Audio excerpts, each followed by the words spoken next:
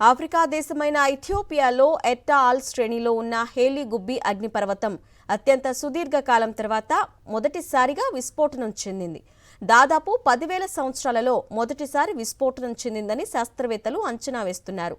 దీని నుంచి వెలువడిన బూడిద, పొగ ఎర్ర సముద్రం మీదుగా ఒమన్ వైపు వ్యాపించాయి. ఇది ఒక అసాధారణమైన అగ్నిపర్వత విస్ఫోటనమని శాస్త్రవేత్తలు చెప్తున్నారు.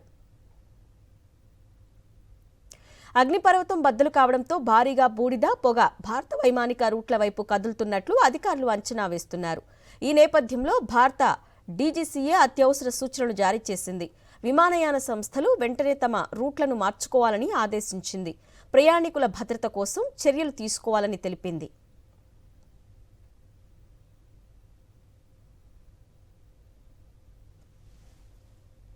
విస్ఫోటనం వేల మీటర్ల ఎత్తుకు చేరుకోవడంతో విమానాల రాకపోకలపై ప్రభావం పడింది.